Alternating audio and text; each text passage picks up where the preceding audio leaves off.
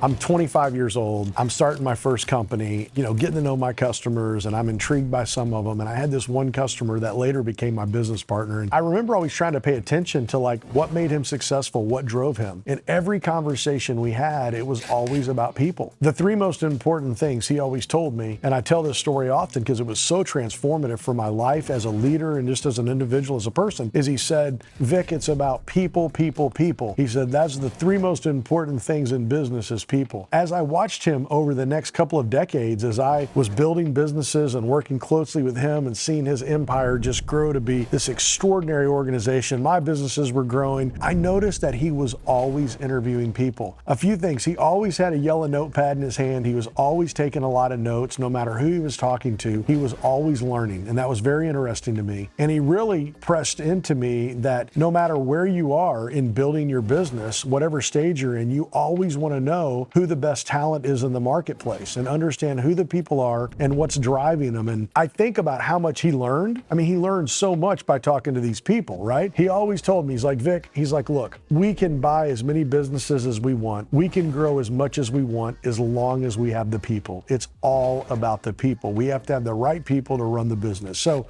I'm taking notes and listening, but I'm also watching him. And I watched this gentleman for a couple decades just live by this discipline that he was always trying to develop people, and he was always surveying who was in the marketplace. And when an opportunity came along and he needed to get a great business operator, he knew where they were. And even when there weren't openings, he was always talking to talent. For me, today, as I, have many companies, I spend most of my days interviewing people. Sometimes it's not an interview, right? Sometimes it may just be a conversation. We may be having a drink, having lunch, hanging out. It doesn't always feel like I'm interrogating them, but I'm getting to know them, and I am taking a mental note of, hey, how would we be able to serve this person well, which is a really good point. Because I never want to have somebody down the hall from me working in a business unit that I've recruited, that I've got to come work in a business that it's not exactly what I represented it was going to be. I need them to be happy. The greatest culture killer in the world is to surround yourself with a team of people that are unhappy.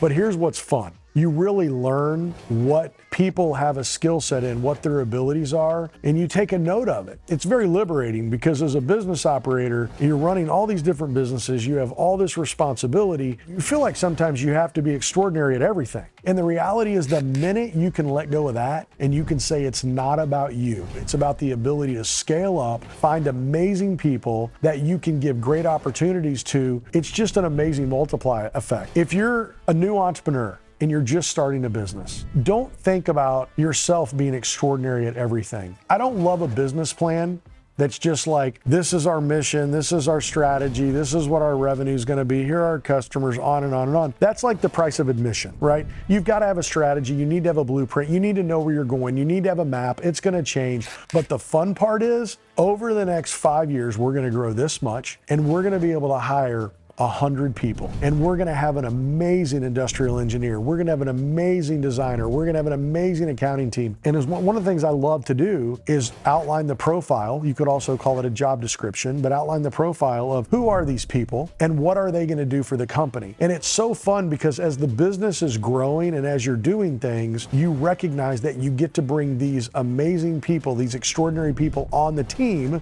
which is a rising tide for everyone. Everyone moves up. But if you really think you've got to be the person and it's all about you and you're just going to get this cast of supporting staff, it's going to be so limiting. See, you don't need a cast of supporting staff. You want everyone to be stars. And the cool thing about business is that you can pick the stars, right? You can pick the people. I've spent I would say probably the last 15 years of my career, 3 or 4 interviews every week. It was very intentional.